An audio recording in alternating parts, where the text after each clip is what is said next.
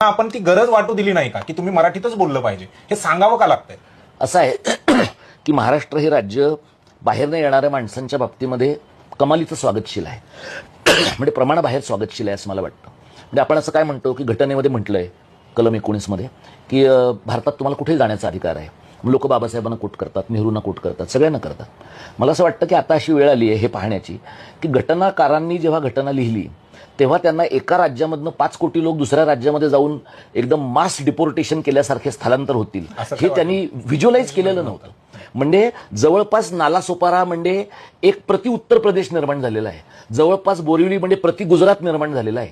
अशा प्रकारचं मास स्थलांतर स्वतंत्र भारतामध्ये होईल आणि त्यासाठी एक राज्य इतकं कमाल दरिद्री राहील किंवा राखलं जाईल की दुसरीकडच्या संसाधनांवर ताबा मिळवण्यासाठी. आणि राज ठाकरेंचं बाकीचं राजकारण तुम्हाला आवडेल ना आवडेल, पण त्यांचा हा शब्द फार महत्वाचा आहे की इथं आल्यानंतर मतदारसंघ बनवणं, हे मतदारसंघ बनवण्याची जी प्रक्रिया आहे ही इतक्या प्रचंड मोठ्या प्रमाणात गतिमान होईल हे बघण्यामध्ये मराठी माणसाला मोठ्या प्रमाणात अपयश आलं.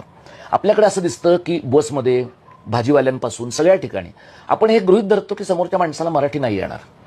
तमिळनाडूमध्ये मी अनेकदा प्रवास केला आहे, उबर ओलामधनं प्रवास केलेला आहे आणि काही वेळेला मी चुकीच्या ठिकाणी पोहोचलो आहे.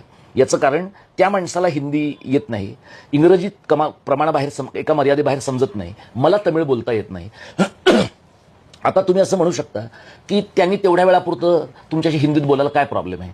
माझं असं म्हणणं आहे की मी तिथे 4च दिवस जाणार आहे, मी तिथे 4 दिवस जाणार आहे, मला कळावं म्हणून त्यांनी मराठी बोलावं, आणखी कोणाला कळावं म्हणून हिंदी बोलावं.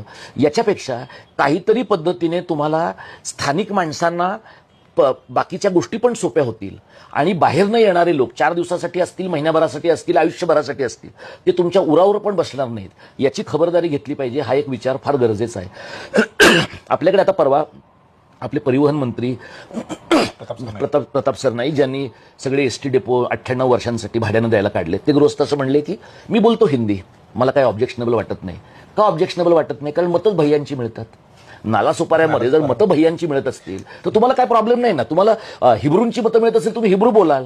कारण मुळात लाज शरम हा जो भाग आहे तुम्हाला लोकप्रतिनिधी म्हणून, तो जर तुम्हाला नसेल तर तुम्ही का ह्या प्रकारची विधानं करता? जेव्हा लोकप्रतिनिधी अशी विधानं करतात, म्हणजे साधा तू विचार कर, तमिळनाडूमध्ये किंवा कर्नाटकामध्ये राहुल गांधी सुद्धा गेले तर त्यांच्या भाषणाचा अनुवाद केला जातो.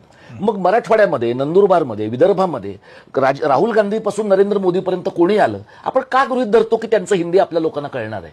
जर त्यांचं हिंदीतलं भाषण आपल्या माणसांनी मराठीत केलं, बाकी सगळं सोड, किमान काही माणसांना चांगला रोजगार मिळण्याची शक्यता त्याच्यात आहे. म्हणजे मला असं वाटतं की आपण लोकांना, तुम्ही या, आमच्या भाषेच्या उरावर पाय द्या, आमच्याही उरावर पाय द्या, आम्ही तुमचं स्वागत करतो, यालाच आम्ही आमचं मराठी पण म्हणतो, अशा प्रकारची एक भावना आहे.